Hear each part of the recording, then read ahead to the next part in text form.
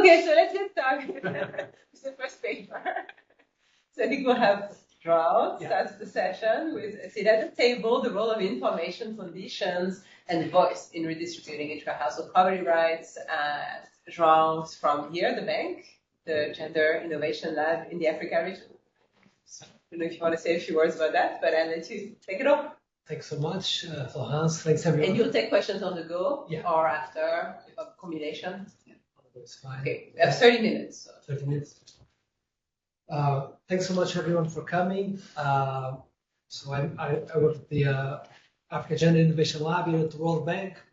For those who don't know, we conduct impact evaluations to identify policy interventions that empower women across different areas. One of them is land rights and property rights. Then our ultimate goal is to use this evidence to inform policy design. So in that vein, let me present to you this paper. She's joined to work with Ludovica Kerki, also from the World Bank, James Abiyarimana from Georgetown, Michael Sullivan here sitting with me, and Chris Udry. Even though we are from the Gender Innovation Lab, the gender balance in the co-authorship is not that great. But so just a quick background. It's really not known, but 90% of rural land in Africa is not formally documented, and is largely held under customary ownership, which, given the patriarchal underpinnings of many of these societies, it often disadvantages women. So land typically follows the male line, as you know, and women have derived rights, which are obtained most of the time through marriage, and they are dependent on their marital status. So governments seek to formalize land rights to promote both efficiency, so long-term investment, economic development, a more efficient allocation of resources, but also they use these programs as an opportunity to redistribute land to achieve greater equity, in particular along gender. If you look at many, if not all, of the World Bank funded land registration programs, they usually have gender-specific indicators on the share of titles that are supposed to be issued in women's names. Okay? But there's very limited evidence on how to get men to agree to share land rights as their wives. And therefore, limited evidence on how to achieve this gender equity in land registration. So what we do here is we conducted an experiment with around 740 married couples from 170 villages in southwestern Uganda, a region called Ankole, to be the Kingdom of Ankole, which is mostly a patriarchal setting. So these couples were offered assistance in obtaining a freehold title for a parcel of land they held customarily in a door-to-door intervention. So the research team, we actually implemented this intervention, and Michael will later talk about the downstream impacts of this land registration program. Here we're just focusing on the take-up of the land title. So what we did is we cross-randomized. This is a randomized controlled trial. We varied the following conditions during the offer stage. The first one, we required the presence of the wife during the discussion with the husband. You might ask why you even do that. You might be surprised or not that oftentimes, these programs have tight timelines and ambitious targets, deliverables, and they talk with the first person that opens the door, and typically those interactions happen with the men. So that was the first variation. The second one, we provided information about the benefits of adding wives' names to the title. I'll talk a little bit about this in a second. So we use a short video clip to do that. And then the third variation, we made the title offer conditional on the wife's name being added to the title. So very different type of variation. I'll go through them again shortly. So as I mentioned, the sample is part of a wider RCT of a land titling intervention, which Michael will talk later. So everything I don't mention now, Michael can mention. The average wife is 41 years old. There's 5 years of schooling. Average husband is 7 years older, and there's 1.3 additional years of school. The average couple in this villages own around 2.5 parcels of land. 58% of these parcels were purchased rather than inherited. 89% are used for agricultural crops. As Michael showed, most of these farmers grow matoke, banana, food banana, and some of them also grow cash crops, mostly coffee, Robusta coffee. 65% of women, as compared with 90% of husbands, say they own the parcel. 81% of women, as compared to 57% of husbands, believe a woman's name should go on a land title. So some gender differences within the household on perceived ownership and attitudes towards land rights. So let me quickly go through the protocol, the intervention. So we went to the household, we went to the village chief. After greetings and introductions, the first treatment stage takes place. So we're going with the land surveyors to the houses, door to door in these villages. So the first variation is we randomly varied whether we asked to speak with the husband or with the husband and the wife, explicitly and the wife. And we generated a sharp difference with just by this in the likelihood that the wife was present. We never, of course, if the wife wanted to participate, we never said no, obviously. But when we didn't invite her, it was a super large difference in the likelihood that the wife was present. That was not very rigorous. We're talking about almost between 10 to 10% probability of women being present in the husband-only interaction, as opposed to 100% in the husband plus wife condition. Okay, so what was the motivation? First, to increase the visibility of the wife's choices. They go home afterwards and they might talk about it. So this is a repeated game. And you can think of also these empowering women. We are explicitly inviting the woman to be present. Right. So after that, both types of couples were offered factual information on the benefits and costs of title. So everyone got the same information. The legal aspects of having a freehold land title, the legal aspects of including different names on the title, the expected benefits in terms of increased security, as promised by these interventions. And then we also talked about the costs of obtaining a land title if the households wanted to go about and do it by themselves. At the time this was conducted, which was around 2021, it costed about 1 million Ugandan shillings to get a title per acre of land on average, which is almost $300 at the time. Okay? So after this intervention was provided, the second randomization takes place. And we randomly varied whether or not additional emotional, so not factual, more emotional information about the benefits to the family of adding the wife's name to the title was provided. So these land surveyors, our team, had a tablet, and they showed a short video clip on the tablet. And that video clip had two parts. The first part was a short dramatization. We're not running for Oscars, for sure. It wasn't that bad. And it was basically a couple, actors. The scene took place in a nearby village, and they were discussing with the uncle of the husband about his upcoming land registration program and what would be the benefits of adding his wife's name to the title. Okay? And the benefits were very much around the idea of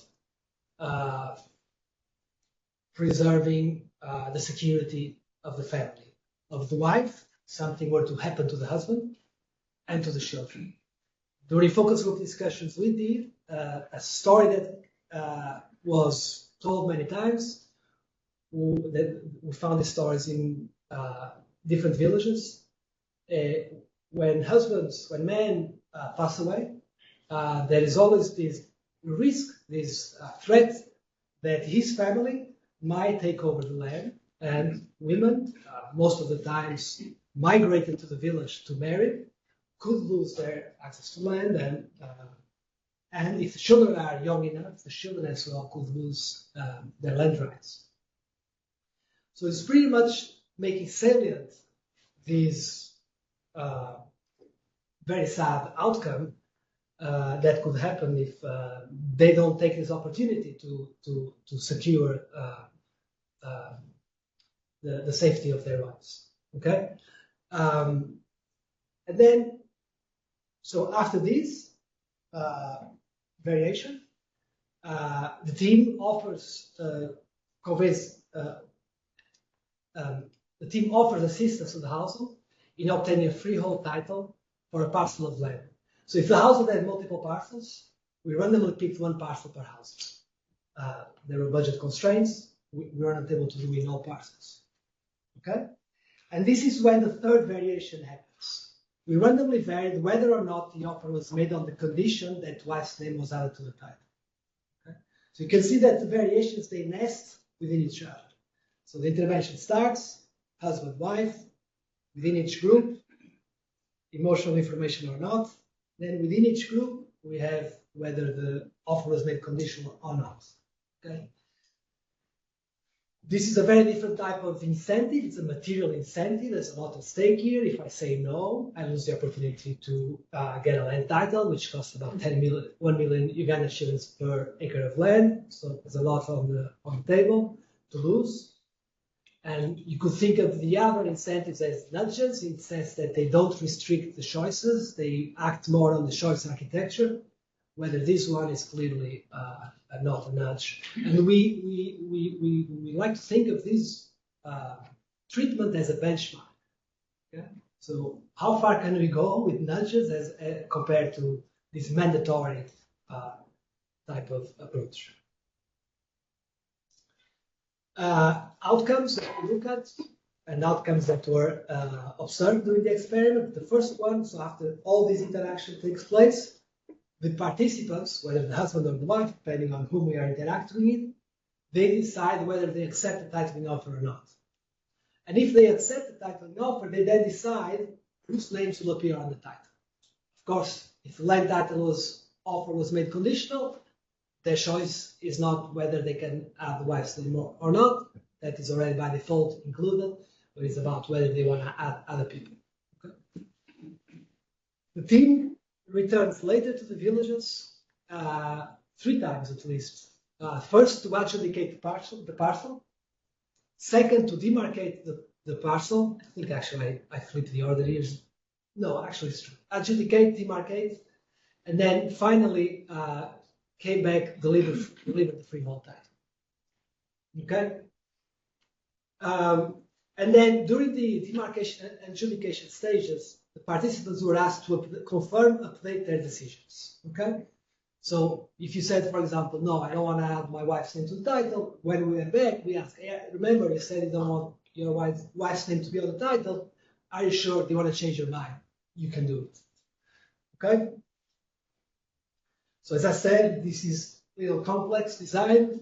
The different variations, they are nested within each other. It's also a few years ago, at the time, we were not as well aware of the loss in power from cross-randomizing different treatments. So our ability to look at interaction effects is not very great, not great. That's my English today. But you can see the sample sizes in each group. They are small, but still, law of large numbers hopefully kicks in. But won't be able to look at interactions. So what I'm going to focus for the most part of the presentation till the end actually, is I'm going to focus on households that were the land title offer was not conditional, so it was unconditional. Why? Because we want to see the impacts of the information treatment and the wife treatment on the likelihood that couples include the wife's names on the title. That decision is not possible in the conditional arm. Okay? So, as I said, they made the decision at two critical stages. The one on the spot, on the day the offer was made, okay, and then later on when we came back. Let's focus first on the spot titling decisions. So the first row shows the percentage of households that accepted the title in each of the four groups among couples for whom the offer was unconditional. Right? So you can think of four groups. We have a control group. What do we mean by control group? That interaction took place with the husband. There was no emotional information. What is the information group? The interaction still takes place with the husband, but we provided the gender information. Okay. What is the wife group? So column 3 is we asked to speak with both the husband and the wife, but they just received the standard information. And then the wife plus info, where we both requested to speak with the wife and provide information about the benefits to the couple of adding the wife's name to the title. Okay, 4 groups. And as you can see, on the day the offers were made, acceptance rates were very, very high, ranging from 82% in the combined treatment group, wife plus info, last column, to 95% in the control group.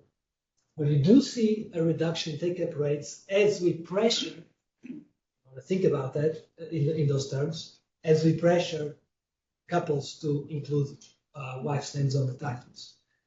Interestingly, providing information doesn't really decrease willingness to accept the offer of the husbands. Okay?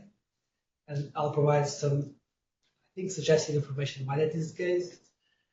But once the wife is present, you see a reduction from 95% to 84%, so 10 percentage point reduction.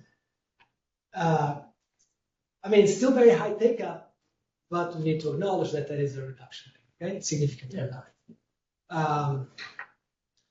What about conditional? So among those who accepted the title, and we'll talk about selection in a second, what was the percentage of households that chose to include the wife's names on the title? So by the way, let me just give you a quick piece of information. Everyone included the husband's names, so that wasn't an issue. Okay? What happened is that 53% of those who accepted the title also included the women's names on the titles. We do see a little bit of some houses adding sons, adding daughters, few cases adding other wives, small numbers, and we don't have power to look at those outcomes. Okay? They are not the most important aspect of the pregnancy. So in the control group, among those who accepted the offer, which is basically everyone, 53% chose to include the wife's names on the title. Talking about men deciding alone, without the wife around, and without being persuaded through information about the benefits of co-titling. Once you add information, you raise that probability of co-titling to 73%, so very large and statistically significant impact. That increase is almost the same as the one we observe when the wife is present. So providing husband with information about the benefits of co-titling or having the wife present, they achieve the same outcome, increasing the percentage of couples co-titling land from 53 to almost 80%. And then, as you can see, we don't find the complementarity between the two interventions. So the combined effect is not greater, definitely not greater than the sum of the individual treatments. But very, very large, very significant impacts. Now, we came back later, could have been a few weeks after, 3, 4, 5 weeks after, to start the actual demarcation of the land, adjudication with neighbors, etc., technical work, and people could change their mind during those visits. What I want to show here is that around 20% of those who had originally accepted the offer changed their mind and no longer wanted to title.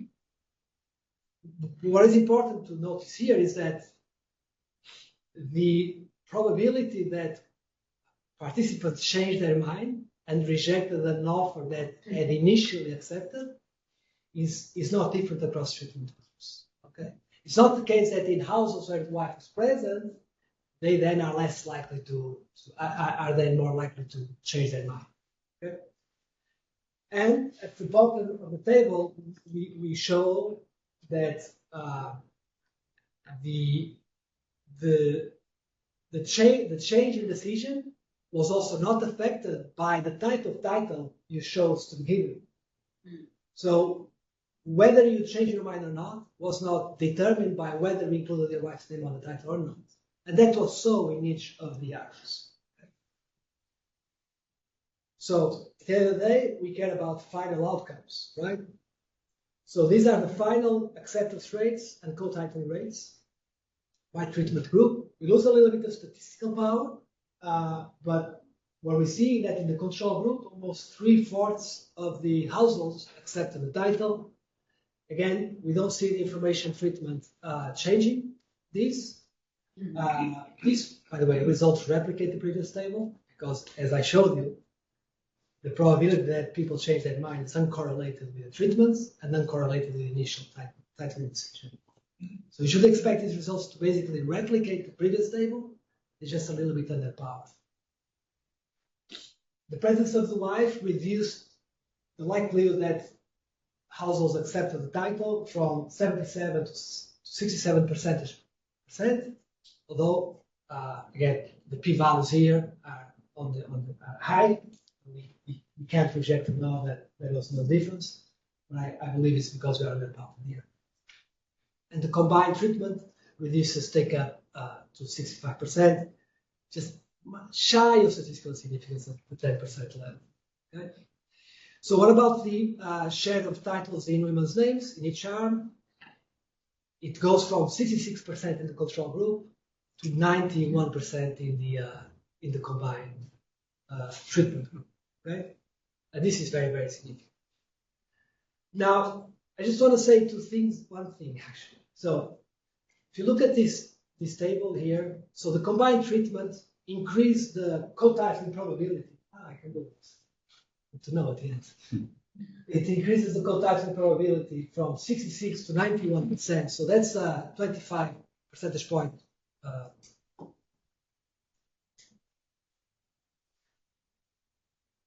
Should be combined treatment cause 25 percentage point increase in share of households. I got a moment here. Choosing to title in both spouses' names rather than husband's name alone. Now, one explanation is that the treatments induced husbands to share land ownership rights with their wives. Right? That's what we were hoping. Change their mindset, change the way they view the problem. But an alternative explanation is that the treatments induced, I want to say husbands here, that are least predisposed to co-title to self-select out of time. Right? So what we did in the paper, we adjust. Am I running out? You have. Yeah. Okay, so I'm about to finish.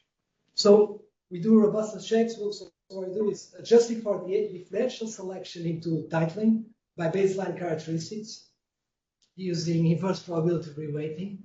Lowers the impact of the combined treatment to 19.3 percentage points. So instead of 25 percentage points, goes up to 19 percentage points. So this suggests that the differential selection into out of titling accounts for nearly 1/4 of the total combined treatment impact of co-titling rates. Okay? So the remaining was perhaps a change in willingness to co-title, whereas 1/3 of it was self-selection of men that are really reluctant to add women's names on the titles. When pressured to do so, they just back out. I don't want to. Okay, we do limit of heterogeneity. look at the sample sizes. We should take this very seriously.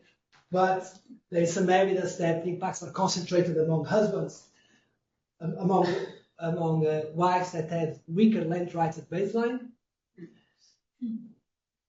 and among husbands who at baseline had more unfavorable views towards co-titling. Results have important implications for the design of land rights interventions. So we show low cost for very simple changes in the way these programs are delivered, can induce large changes in the share of titles registered in numerous names. We do see, however, a small decrease in demand for titling overall. These results need to be compared with the benchmark treatment, which I didn't talk much, which shows the conditioning, which surprisingly led to no reduction in co-titling, in demand for titling. So I'm going to stop here. Thanks so much.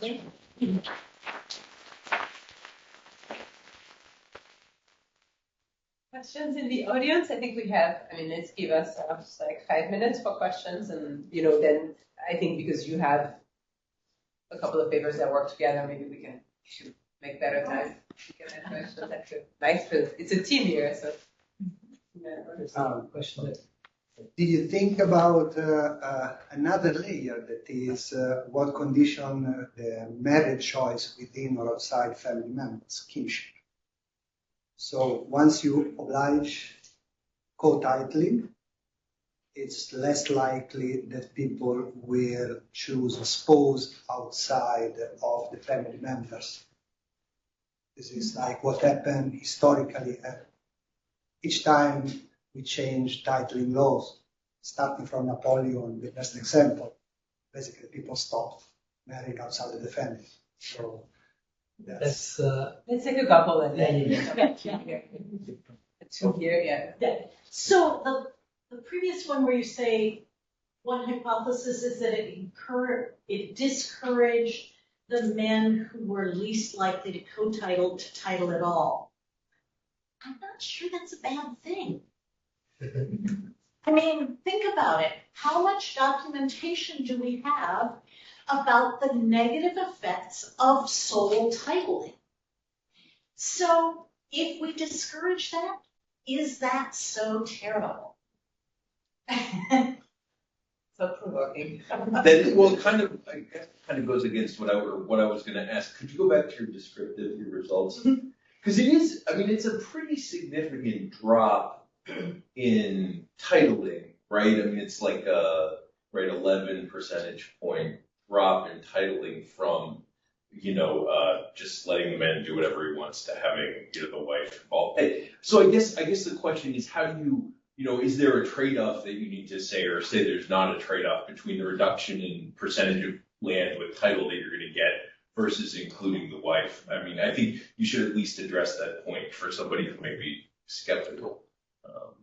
What's the welfare implication? Maybe it's all positive. Maybe there's some trade-off. And maybe the next paper helps you back out that cost effectiveness. Yeah. So, I have a two-finger on that. That last bullet point was that if you make it mandatory that they do joint titling, you don't see this drop in. Mm-hmm. Which is. So in terms of policy implications. Because what is the objective function of the government? It's just to maximize co-titling rates, or because at the end of the day, you don't want to think about this as just a piece of paper. Oh, my wife needs to be on that, sure. So it's a difficult question. It goes back to your comment. It's a policy discussion, ethical discussion. And to be honest, I don't have an answer for that. Any more questions? Just a question. Did you check the origin of the process? If it was inherited or purchased? If the percentage of declining the offer or accepting, because it could be just a question during the registration program. If it's inherited by the main family, the woman has something to say. It's people that do not want to co-titling. But if it's jointly purchased, it's more easy. We do look at that. About half of the parcels were purchased rather than inherited. When they are inherited, they are mostly inherited from the husband's family. You didn't find that much heterogeneity in how the treatments work with respect to that variable. But if I'm not mistaken, I think that variable predicted whether they chose to add last name in the first place, which is in line with what we're saying. I just want to go back to your comment as well, if possible. The sample here were all married couples, right? But we're doing another experiment in Senegal with the government, and the goal there is to incentivize households to include adolescent the daughters' names on the titles. And the main outcome of that experiment will be looking at their marriage market outcomes. Who will they marry? Someone from the same village, someone outside the village? It's an interesting question. Right, so I think we'll move on to your co-author.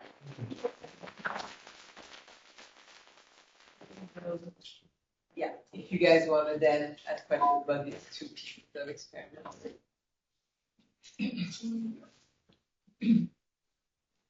So we're really happy to have Michael O'Sullivan from the Gender Innovation Lab telling us more about land rights in Uganda.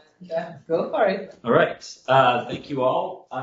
Presenting results that are so hot off the presses, we're not yet ready to put co-authors' names on there because some of them haven't seen these results. This is very early, so we want feedback and guidance. Again, yeah. So, and I want to make it clear at the outset that we're going to be collapsing all of those treatments into one treatment in this study. So, so basically, kind of to motivate this work, I'm sure all of you in the room are familiar with the large theoretical literature on the kind of links between strengthening property rights and land titling programs and kind of enhanced incentives for long-term investment. Of course, there's more and more empirical evidence now to support this. But, they're in settings with imperfect or not fully functioning markets. There might be certain factors and issues that prevent people from really acting on those incentives to invest. And one area what we're hypothesizing here is liquidity constraints, right? So if you have this enhanced incentive to invest, but you might not have the resources to act on those. And of course, in sub-Saharan Africa and other settings where there are these kind of gender inequalities and access to resources, and women might be even more liquidity constrained, this might bind even more for them. So, but acting sort of against this is the, if you think about the kind of classic best leaked talks channels of enhanced investment incentives, gains from trade, collateral, etc. There might be gains from liquidity from titling alone, right? So that might be acting against this need for liquidity. So this question of whether land titling and cash grants kind of act as complements or substitutes is an open question. So this is a setting that you've just heard about, so I won't get into it too much, but we're in southwest Uganda with the Banyankole people. Joao spoke about a bit. I mean, heard about the patrilineal customs, women accessing land through marriage. In terms of agricultural production, two kind of salient features. One is around matoke, a key staple crop, the East African highland banana, which is widely grown in this area, primarily for subsistence. Some of it's sold, but it's really mostly for auto consumption. And then coffee, which is Uganda's leading export crop, and it's the main sort of cash crop in this area. It's grown in the shade of matoke trees. Should have started my watch. I can keep track of time. With this study, this is now we're collapsing all of those title treatments into one. You can actually think of the titling as primarily driven by joint titling, right? So if you add up all of those various treatments and look at the take-up, we're talking about roughly about 90% of that is joint title or joint titles of those who accepted the offer. We're cross-randomizing this with, now this is, I'll explain in a moment the timing of this. It's important to note that the cash will come a few years after the land title. So think of this as kind of a sequenced rollout. But we cross-randomized the title and the cash. The titling itself was randomized at the village level. We stratified by parish. We then later on added this cash randomization arm, stratified by village. So sort of this title and cash treatment arm will help us get at this question of complementarity versus substitutability. And I will, one more thing on the randomization side, because we, as you can tell, randomized a lot of things at this study. We also randomized for those households that had more than one parcel. We randomly selected the parcel to be the sort of parcel of interest for this study. You've just heard about the titling treatment. Maybe I'll just add I think one thing to note here, and maybe I'll mention on the timeline, relates to the delivery of the title. So Joelle talked a lot about the take-up, the initial phases. As Florence maybe remembers well from our Benin days, it takes quite some time to get from that moment to the actual delivery of the titles and documents themselves. Here we're talking about a year to 2 year gap between the moment that households accepted the offer. And then this was implemented jointly with the Ministry of Lands and Health and Urban Development in Uganda, as well as Associates Research in Uganda. Now, the cash treatment, and we're still thinking about how to even conceptualize this. Is this like a kind of parachute drop of a big of capital for households? But this is a substantial sum of money. It's a $200 cash transfer that was implemented with Agnosi Research, our partners in many partners in Uganda. It was a soft labeled productive investment grant, really to sort of stimulate on-farm and off-farm investment. It delivered directly and privately to women. And we had almost entire 100% take-up. I think it was 96% of few households didn't make the appointment.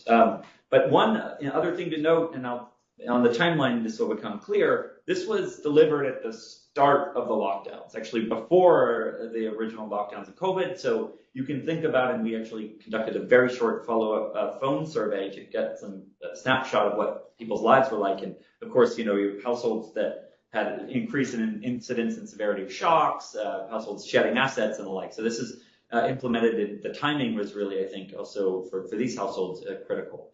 Now, both of these interventions, of course, have this explicit gender focus. On the titling side was clear, on the cash grant side. So we're looking at not just sort of improving overall household investment, but also targeting power and strengthening that of women within household. So looking at the timeline, maybe it's hard for those in the back to see a couple of things to note. First, this has been more than a decade of work. We've been working with folks at the ministry for a long time, and World Bank colleagues and others on this work. It was originally designed as a large-scale RCT of a systematic land registration program that the government of Uganda was planning to roll out and implement. That intervention did not get off the ground, even though we had IPA do the baseline in 2015. In 2 regions, in southwest and eastern Uganda. We did qualitative field work. We did a lot of sort of anticipatory preparatory work. We even did a pilot of the intervention before rolling it out. Then we sort of tooled and changed our strategy, working with the ministry to come up with a sporadic land titling intervention that, again, focused on southwest Uganda. So in terms of timing, we're talking about 5-year gap between baseline and inline. Roughly 3-year gap between the titling starting and the cash grant delivery, and about 2 years between the receipt of the cash transfer and the end line. So when looking at the impacts, pretty standard econometric specification here, looking at the impact of titling alone. That's what beta's capturing here. We've got gamma, which is giving you the impact of the cash treatment on its own. And then we're interested, of course, in delta. That gives us that interaction term, the coefficient there of combining titling and cash.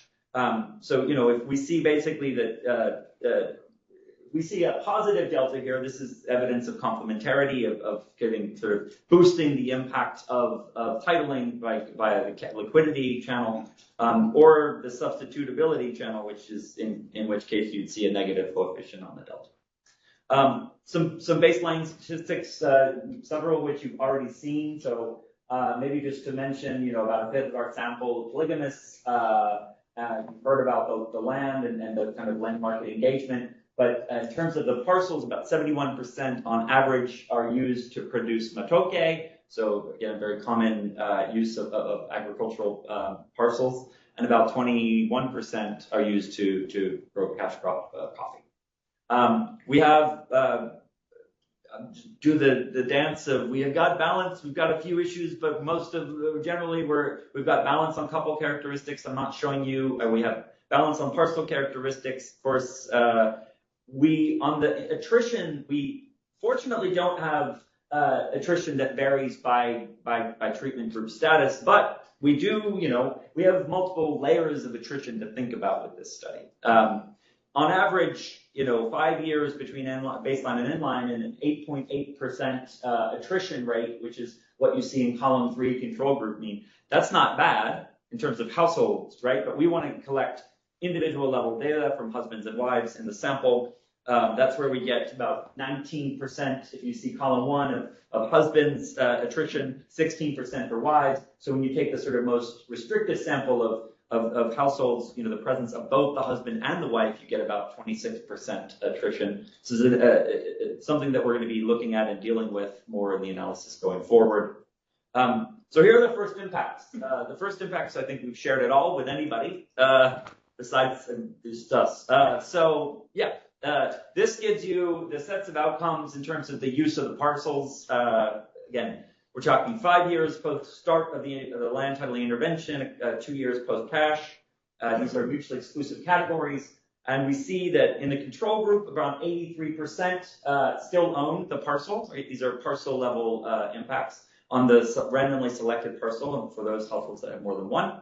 About 10% have been sold, which is consistent with this land market transaction stuff we've heard. 5% transferred. So when you're looking at actually the column 1 still owning, we find that the title and the cash treatments increase the likelihood of retaining the ownership over that parcel by roughly between 6 to 7 percentage points. So this effect, if you see on column 2, is mostly driven by sales, but you see some negative insignificant coefficients in the other columns on the title side. So essentially, providing the title heightens the likelihood that the household will retain this this piece of land. When looking at why are we seeing this decrease in sales and what's happening in the control group, we do find evidence that a number of these sales are what we would think of as distress sales. So paying for school expenses, paying off debts, covering unexpected expenses. So it suggests that this, both the titling intervention in particular may have cushioned households somewhat from those kinds of distress sales, and will sort of prevent some evidence on why we think it might be through this increased liquidity channel.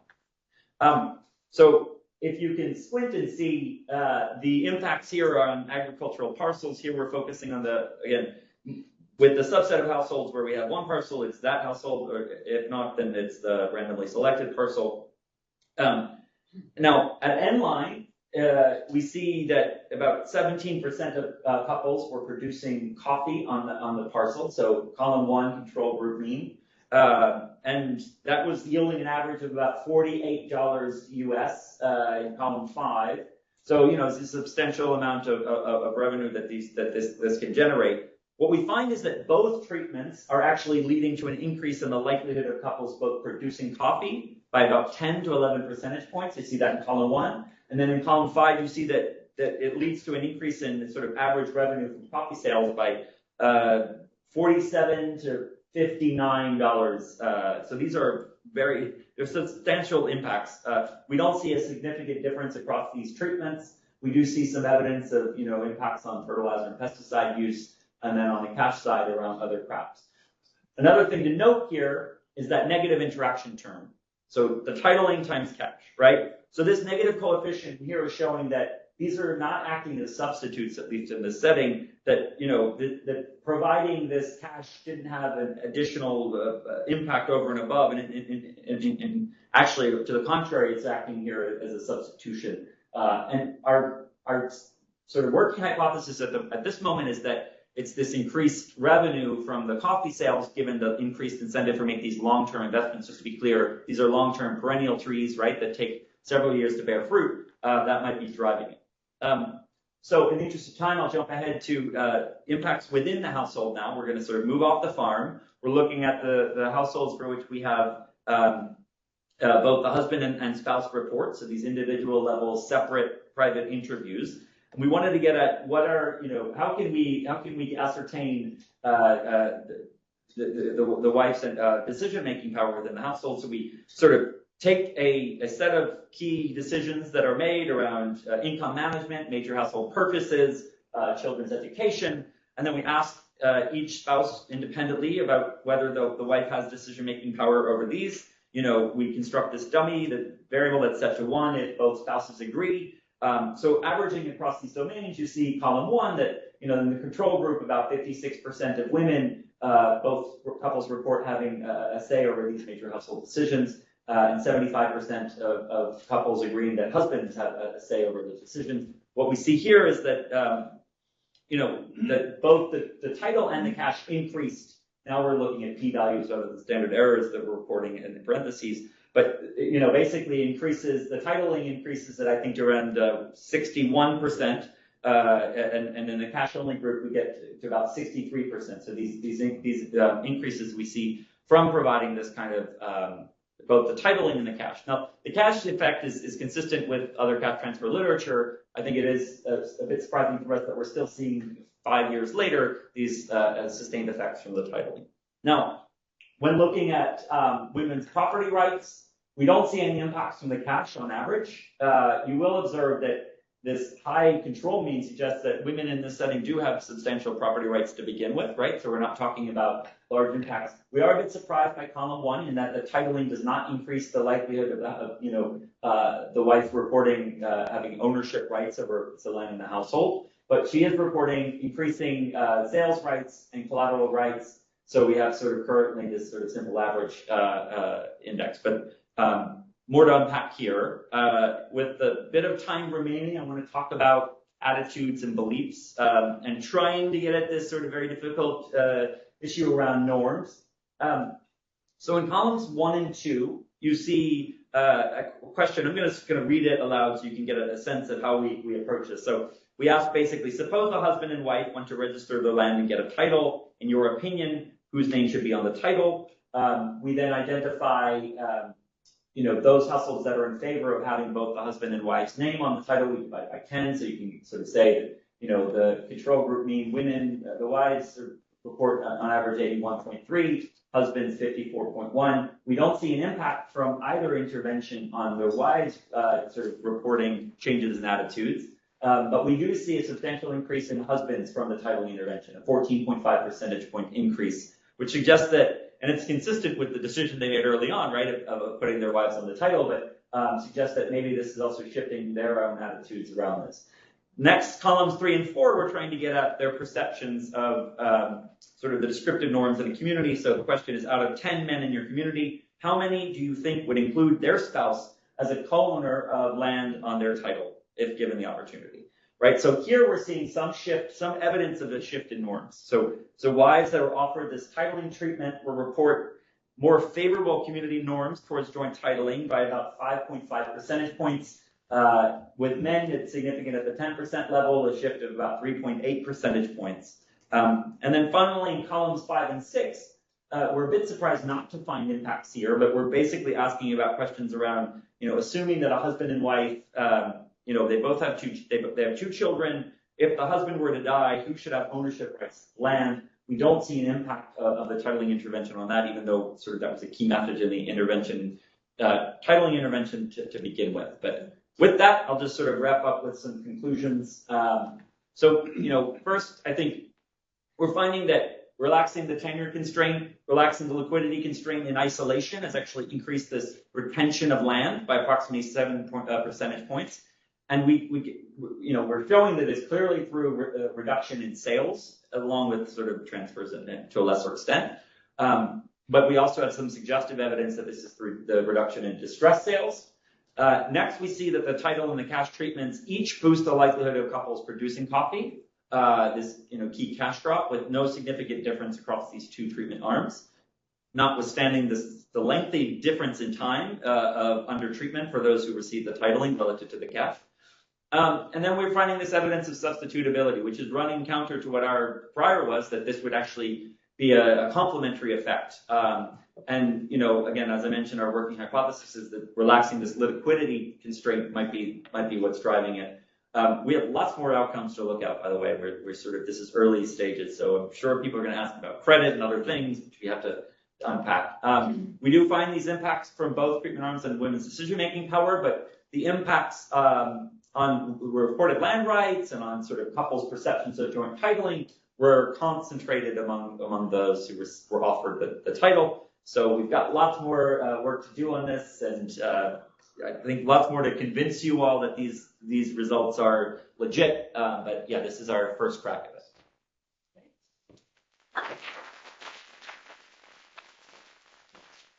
Thanks, Kai. So we have about like 11 minutes for Q&A, so please. Could you collaborate between intervention? Did you look at those? You could just thinking about the intervention, some sort of like entire design, or about this way. Can you repeat that last point? Is it some sort of what design? Like a two-way entire design, or is something different? Because there is sequential intervention, so usually when I think about control design, two-by two, yeah, they are contemporaneous. Yeah, that's a good question. Okay. Yeah. I have two quick ones. So the distressed sales, do you have information on if any parcel was sold? Because it might just be that there's like a selection into which parcel you sell. If you have one that's suddenly titled and you are in distress, you need to sell it, you choose to sell a different parcel instead. And then secondly, for the norms, remind me what share of people are treated with the titling in a village? Oh, it's a tiny share. I mean, we're talking about 4 to 5 households. Okay. We were concerned about spillovers and just, yeah. So, yeah, it's a small, yeah. But, so, yeah, that's, okay. I think, interesting and like, would be interesting to yeah. note. We're really, I mean, what would be amazing is if we also were able to do that systematic land intervention and we can compare those two, because that's where you can shape the equilibrium, right? If you have a bigger sort of, sorry, I'm going to respond to your question, but are there more? Ludovica, co-author. Ludovica played an incredible role in setting all this up, so I have to acknowledge the many, many contributions of Ludovica. So do you think many of the people that receive the cash, if they plan to pay to have a title for other parts of the land? I can say that we don't know that. We didn't even, we don't, yeah, we can see, we can. To understand. Yeah. More questions? Yes.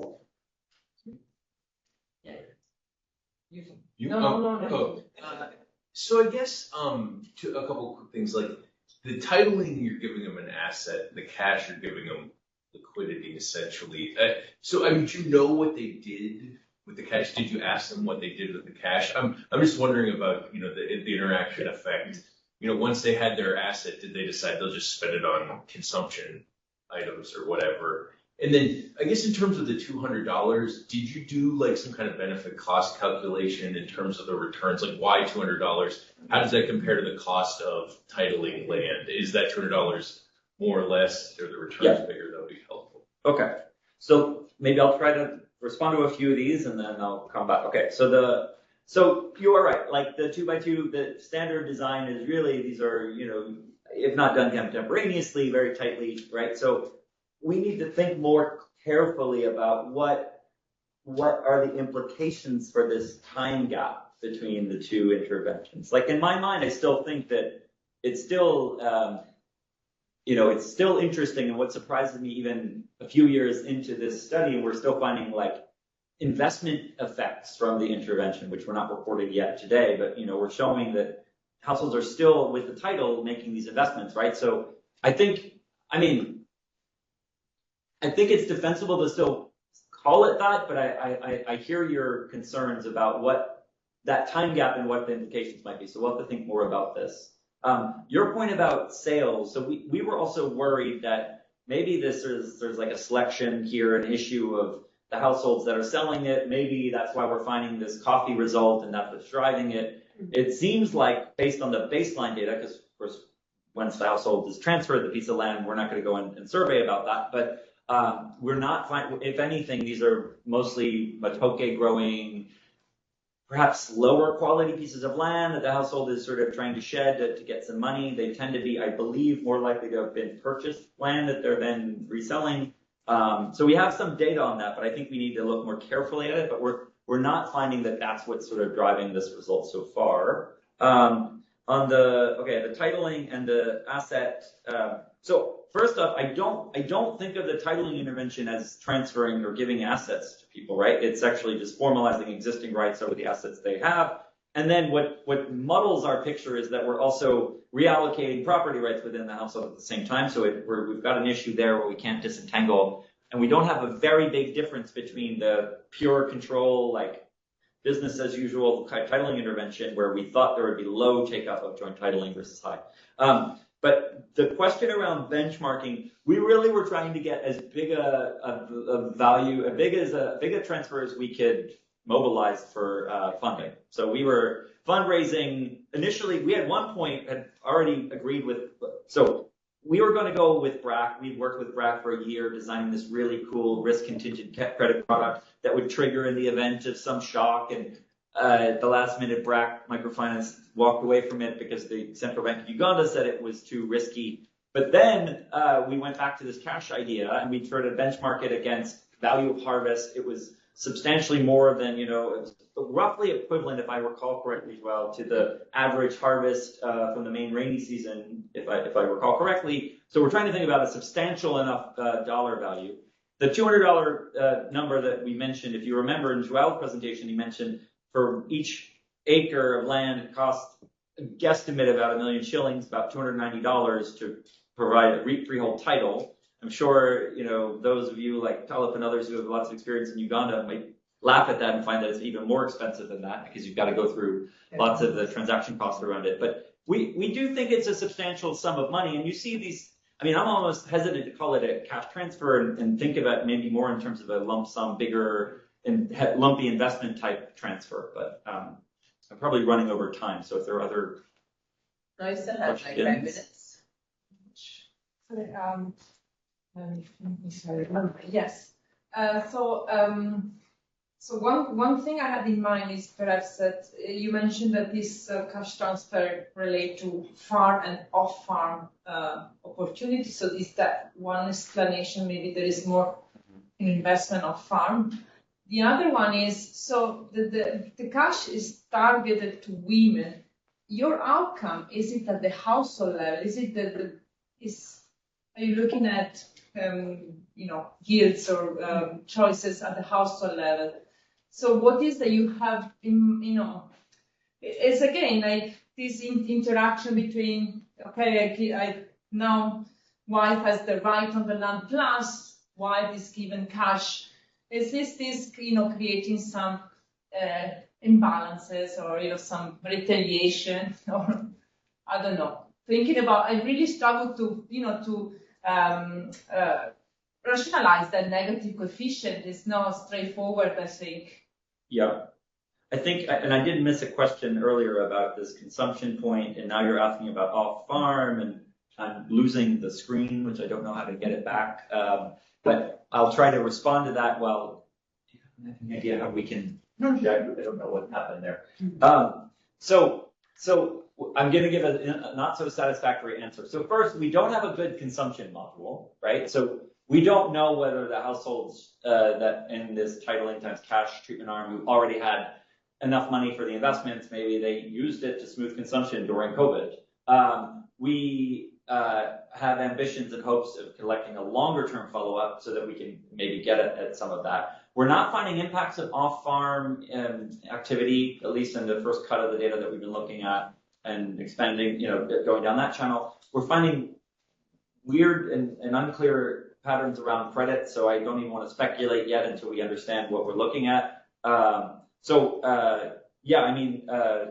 That's not a satisfactory response, but that's sort of the path that we've gone down right now. You did ask also about questions around conflict. Right now, at least, we're not finding effects of intra-household conflict.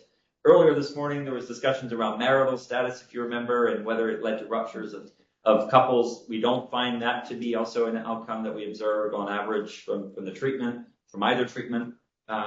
So perhaps left with more questions than answers, but Talib, did you have your hand raised before? I did, but okay.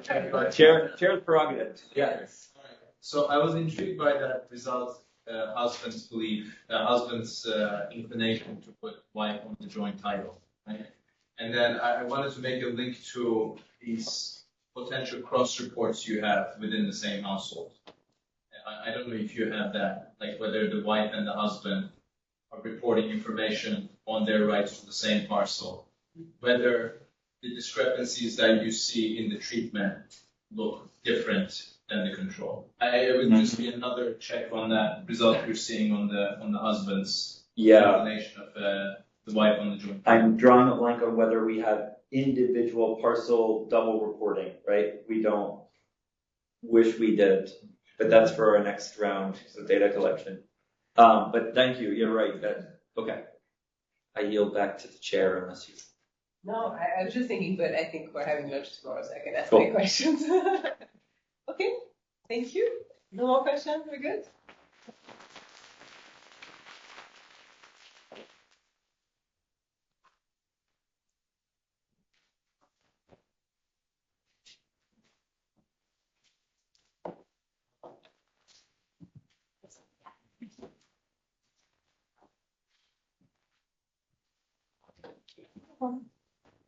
I still don't know. Can we just confirm whether Yeah, let's see, is Abdul Razak Daoudou here in the room?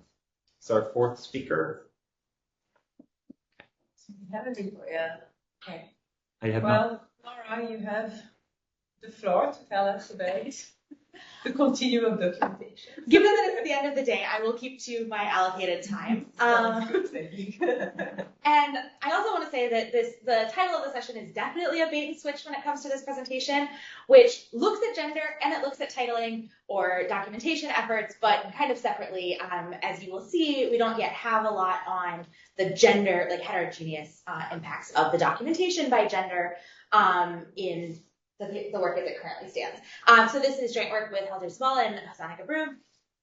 I'm going to skip the first motivation bullet, which is what everyone has on their slides at this conference. But really want to highlight that in customary tenure, if we're thinking about customary tenure systems, a big part of what determines your rights to land is your social position in your families, in your larger social groups. And we find often that women feel less secure, right? If in a patrilineal system, they are accessing land through their husband's families, like we just saw in Uganda, those rights are less secure.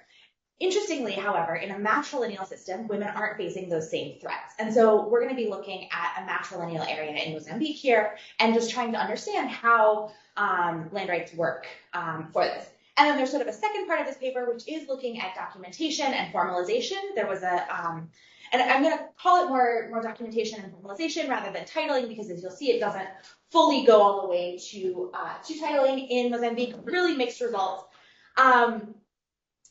And importantly, though, what documentation does is it makes rights legible to outsiders. And as we'll see in Mozambique, that's the thing that people are really worried about, is protecting their rights against outside threats.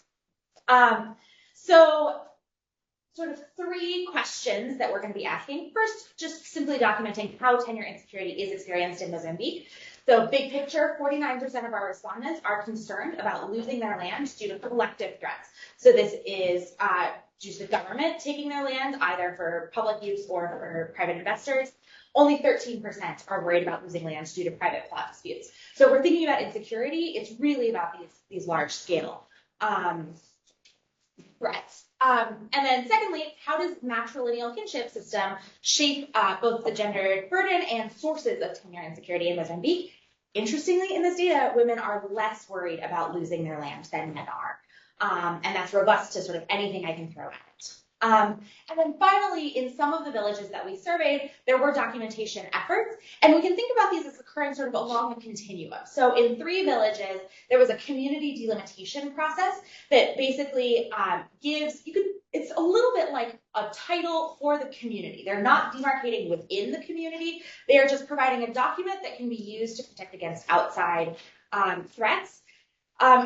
Pretty strong results that is correlated with lower insecurity. And then in some of the villages, then there was a household plot demarcation that is going through and adjudicating perhaps those boundary disputes. And then finally, in only one village, there were land certificates issued. These are approaching title. They're not fully a title. So the context becomes really important here if we're thinking about matrilineal kinship. So There have been some other presentations about matrilineal groups today, but to remind everyone, matrilineal refers to the descent and sort of the kin group that you belong to is traced through your mother, and inheritance passes through the mother's line. That either is from your mother, or your mother's brother, your maternal uncle. And then secondly, a lot of matrilineal groups are also matrilocal, so the couple lives in the wife's family's village. And in neighboring Malawi, there's qualitative work that people will talk about women being the rightful owners of the village, that the village belongs to the women. Now, these are still patriarchal, right? Men still have a lot of power, but there's some evidence that women do have more political and social capital in matrilineal areas than in patrilineal, sorry. So Sarah Lowe's shows that matrilineal couples are less cooperative with their spouses, also a smaller gender gap in political participation. Gottlieb and Robinson argue that this is due to sort of that women can draw on a long-term resource in matrilineal areas rather than just a one-time transfer. But men still have the status, men are still doing a lot of the decision making in these areas. So archetypically, how does this work? So a married couple is going to cultivate land that belongs to the wife's family. And in cases of widowhood or divorce, the husband does not inherit land from the couple. Marriages are less stable in matrilineal areas, and between marriages, men will often return to their own natal village and borrow a plot from their sisters. And we do see in this data perhaps some of that. It's a little bit hard to trace what's going on because the survey wasn't really designed to capture that. And importantly, women's land rights are relatively more protected under customary norms than they would be under a patrilineal system, but decision-making is still male-dominated. And there's some worry that a documentation process, because it is often coming in with patriarchal norms, and in a country where you have both matrilineal and patrilineal groups, oftentimes it might be patrilineal government officials who are coming in and doing the documentation, that could actually record men's names and dispossess women. Mozambique, a little bit of context, it's a land-abundant country, but rapid population growth, customary norms predominate throughout most of the country. In the Constitution, all land belongs to the government, but there are these land use rights certificates. Duats is how I'll be referring to them, and so you can think of them as approaching a title. It's not technically, but sort of headed that way. The time that this data is collected, very few people have these. So as of 2015, almost no plots had Duat. There have been many efforts to try and introduce these and issue Duats. So Terence Segura, which is the one that we're going to be sort of picking up on, aimed to issue 5 million Duats and complete 4 million community delimitations. I think that was off to a slow start by the time this data is collected, and it was certainly more active in southern Mozambique. My data is going to be from northern Mozambique. So that data that we have. So it's a survey that was conducted in 2019, around 2,000 households across 9 villages in 2 districts. So that's going to be a major limitation of what I'm doing, is I don't have a lot of geographic variation, and I just don't have a lot of villages.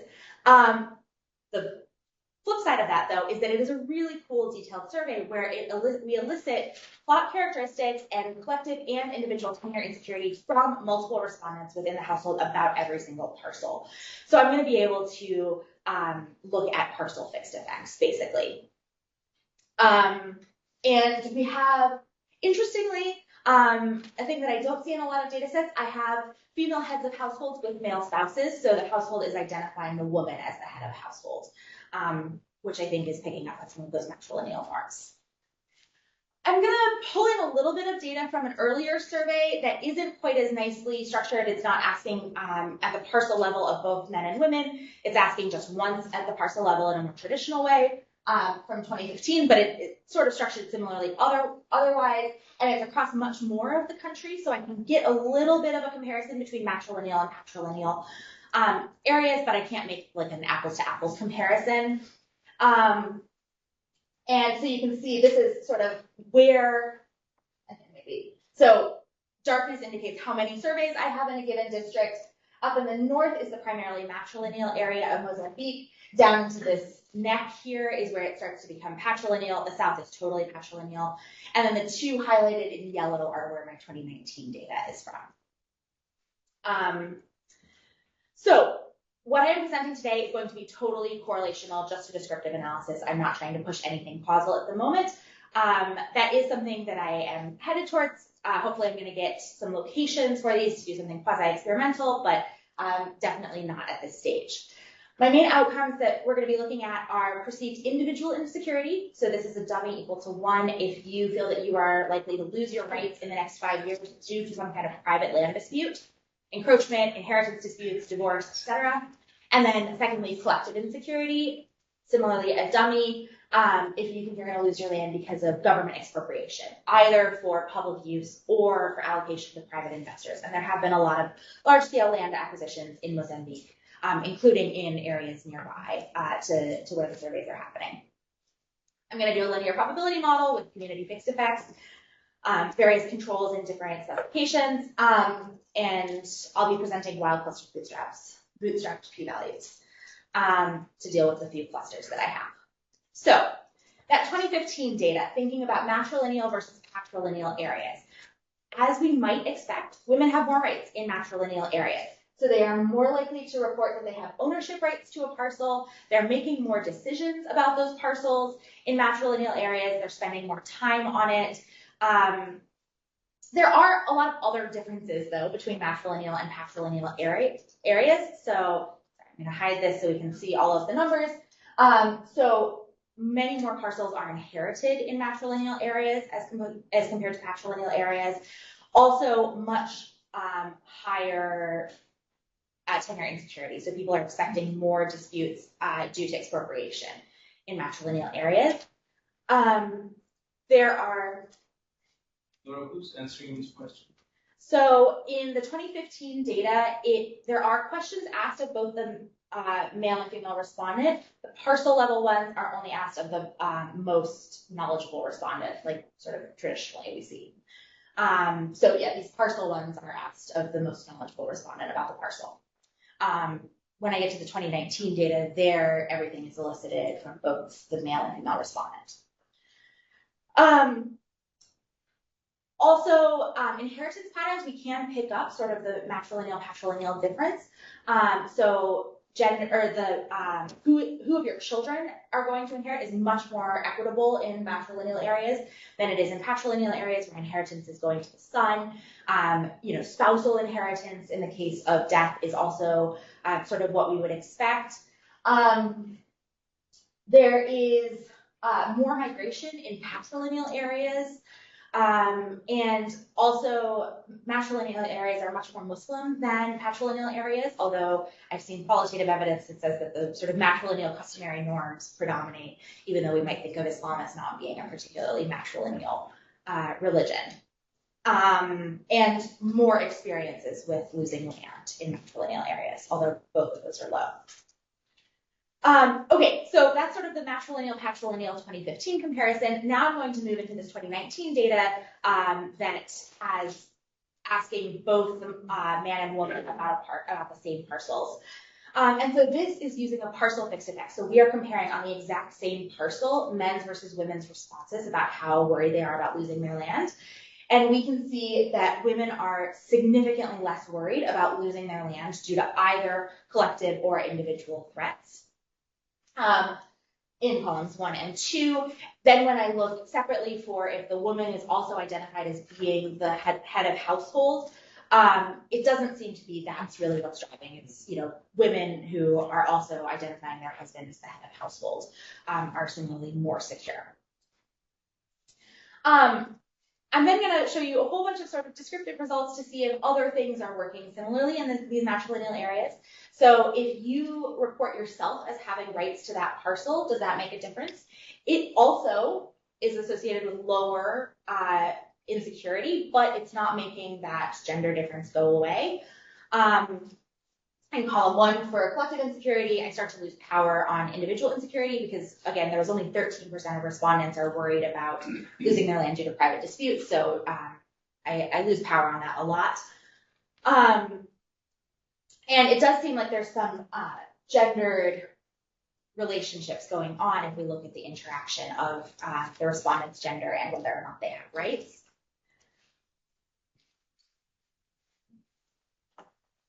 right? Okay, I look at differences across how you access that parcel.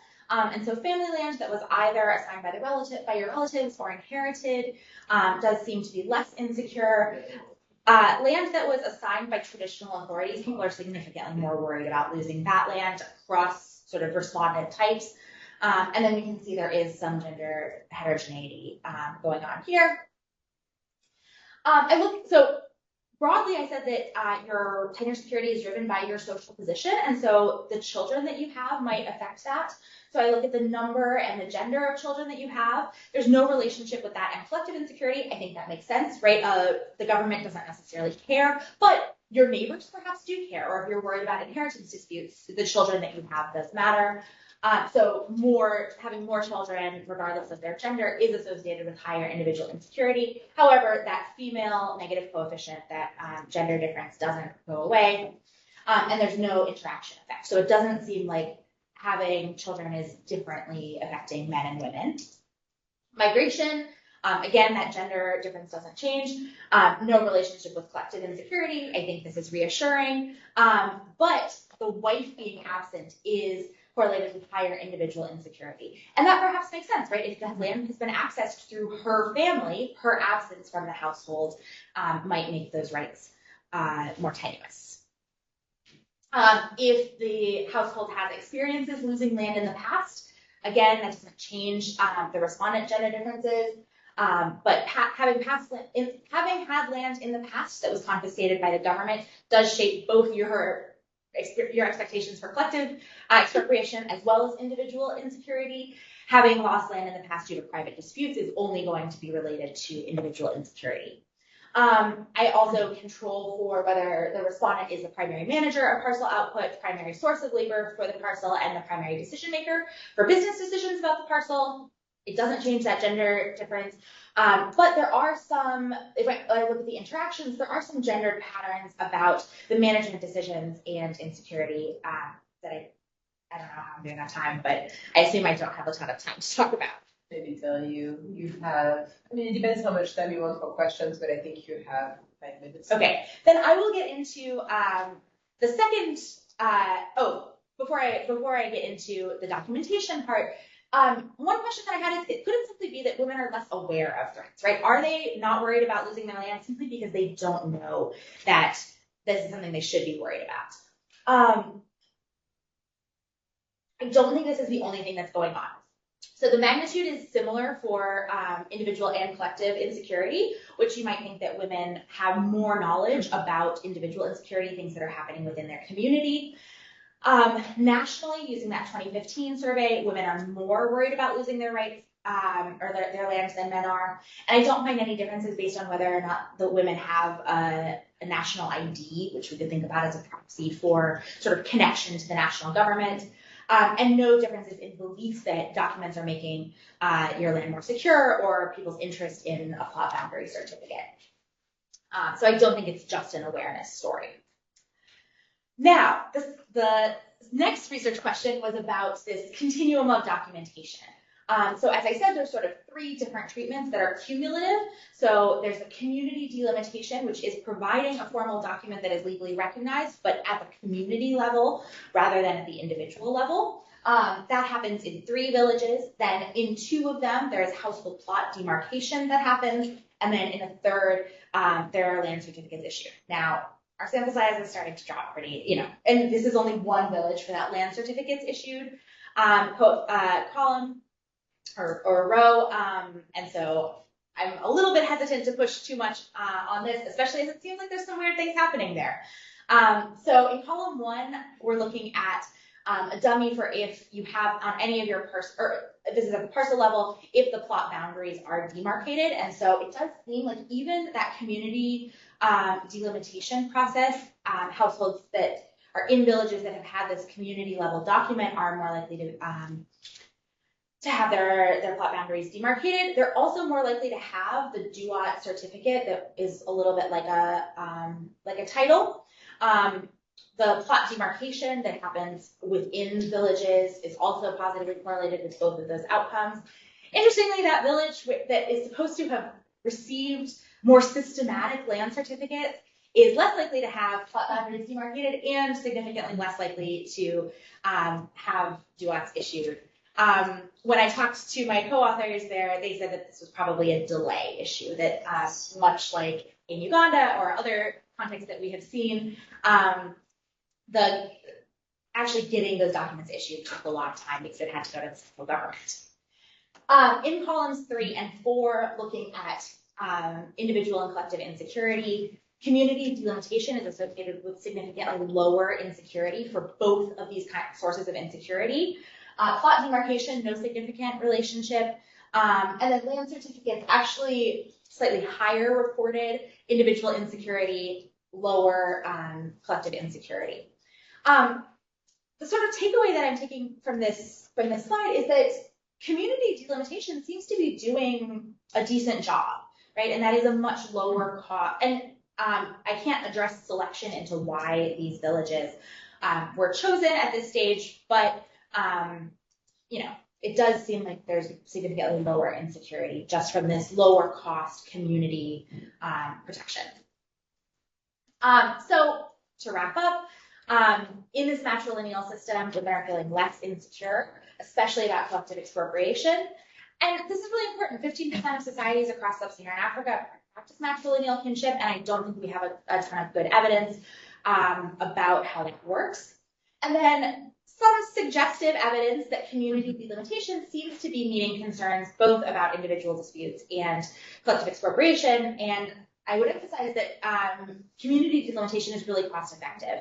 And what it can be doing, if done well, is that it makes those customary rights legible to outsiders while preserving the customary flexibility within the community. And then the next steps is we are going to be looking at sort of heterogeneity, and even light touch documentation can shape the relative rights of men and women within communities. So thank you all so much.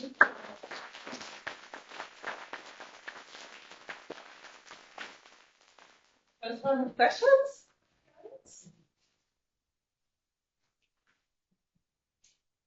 What are your expectations? So I was curious about some of the maybe heterogeneous effects within villages of these community delimitation projects. That I saw your last sentence was that you're also interested in this and are going to look at it.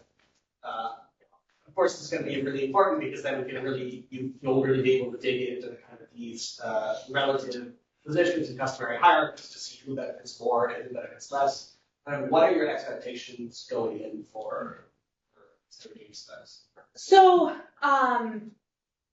preliminary, and we have like done the first regression, I just don't have it in the table or in this presentation. First cut is that it is actually reducing more for women, reducing more for men, although there's more movement to be had, right? There's like men that have seen the community delimitation are relatively, there's a bigger decrease in insecurity relative to men in control or communities that haven't had this relative to the shift for women, but also there is a bigger shift to, women were already more secure, so there's not as much room for them too. So that's one of the things that I want to tease out. Is this really, are we bringing them together or, yeah. Can I have like a two-finger follow-up on this? How contested are these village delimitation or community delimitations? Because I know in other cases you end up with these real serious blockages and kind of land conflicts between settling the exact boundaries of neighboring villages, which in cases I look at it should be increased rather than decreased. I mean, perhaps Jacques can speak a little bit more to this, since I know you work on this. I haven't heard a ton about like strong conflicts between communities. It strategically shows our villages far away from each other. Yeah, but as it's rolled out more systematically, perhaps that might change. Yeah.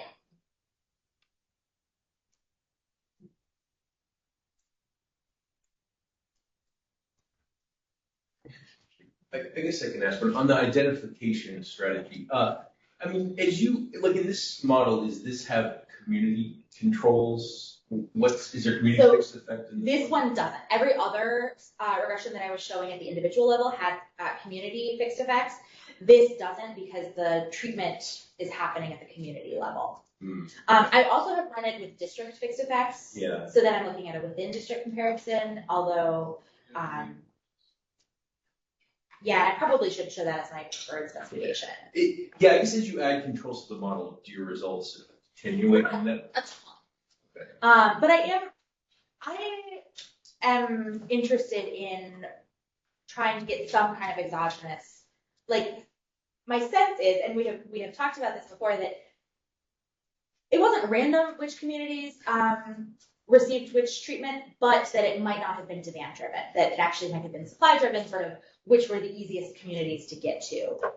And so I have a student who's going to to collect locations to try and get at, which are the easiest villages to get to, and does that predict? And you know time when they were demarcated? The time when it happened? Yes. They walked in a straight line or some kind of pattern. I could look at that. Yeah.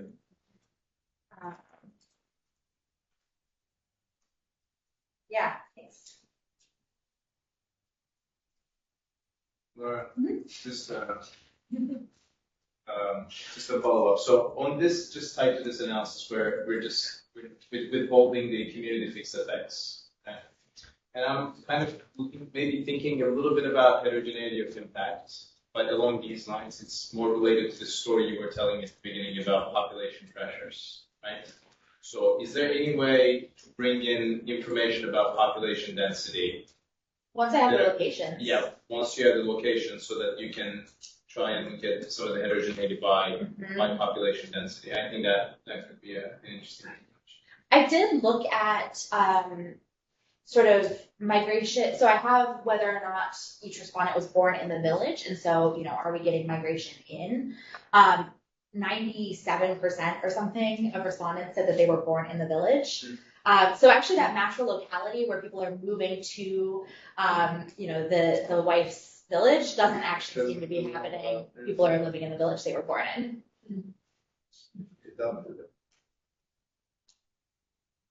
I might have missed it at the beginning, but does maybe the community delimitation really help for collective insecurity? Like, is there a board that then manages sell the land collectively or in big chunks of land?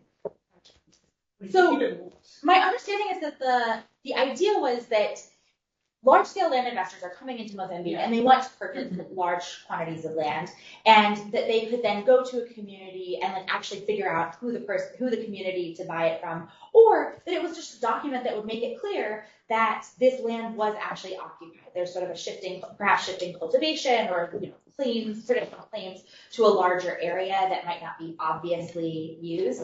I don't know if you saw the earlier presentation that had the graffiti that said, this land is not for sale, right? That this would be sort of a legal way of doing that, of just saying this land is actually claimed. Mosque in Dhaka. Thank you. I have one from Entebbe that says this land is not for sale in Uganda as well. Okay, thank you. If I just listen correctly, I heard that women feel less insecure than men.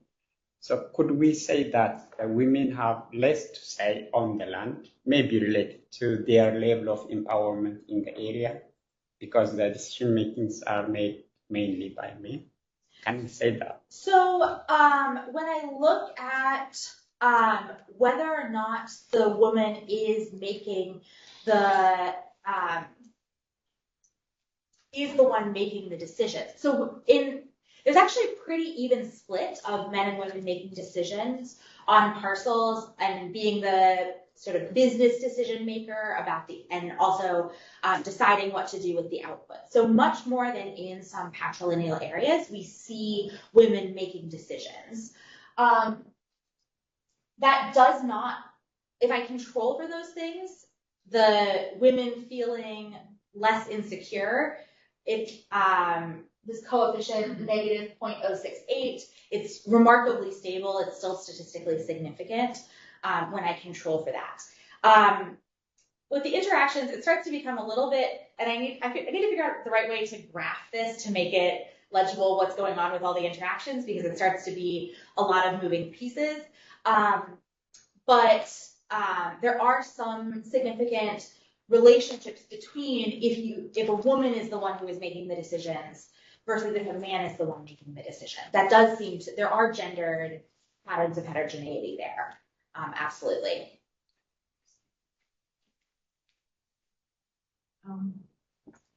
On the slide about the different treatments and then having, yes, that one. So community delimitation, the community just delimited, but yet there's a significant effect on plot boundary and nuance. So are people, once you do the community delimitation, people are themselves pursuing these others? That's what it seems. I mean, I think that's really important in terms, because the origin of this study was to compare the effectiveness of this data, was to compare the effectiveness of the community delimitation, the household plot delimitation, and the issuing of the nuance. So, yeah, that's pretty important to underscore that. I also feel like there's something going on, right? Because in column 1, we have, the impact of the community delimitation on plot boundary demarcated is 5 percentage points, right? And the constant is very high, so clearly it's out of a large, amount of demarcation. So clearly households are already demarcating, there's some demarcation, there's trees of stuff, right, at play. But then the impact on the collective insecurity is very large in that treatment arm. A little bit, yeah, it's interesting to me that, if you rescale that by kind of the additional demarcation that happens, it's a huge impact. And yeah, I think that seems super interesting. There's got to be something about the process, right? I think that speaks to the process. It's nice. Although I would say that I think that's probably quite true for individual insecurity, like the rescaling, but plot boundaries are less important for collective insecurity. No, exactly. So why is this moving so much, I guess? Oh, because community delimitation provides a legal document that's legible to outsiders. Yeah. So I think it would have a direct impact on collective insecurity.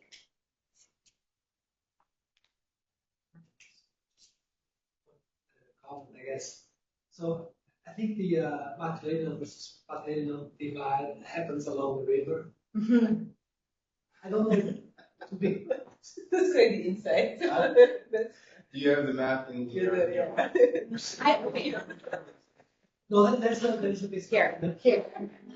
Near Nampula or where? This is the share of ethnic groups in the district that are identified as matrilineal. So the question is, do we have this type of data for our land rights overlay to correlate? Were you probably you have the data somewhere in his hard drive, maybe develop as mix. Thinking of a particular like a regression is continued design on the river one side. Yeah, I wish.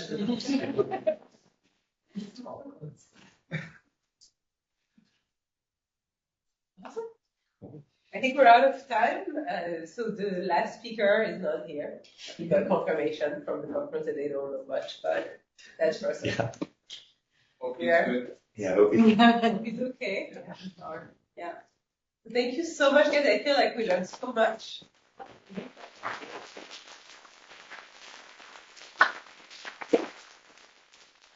The gender impacts are on the continuum.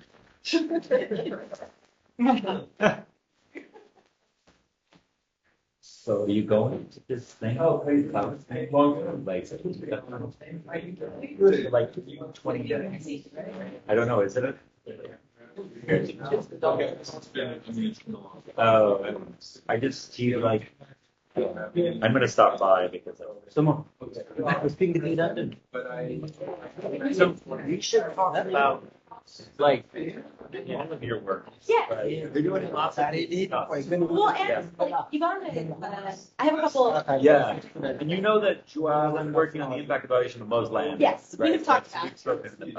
Okay.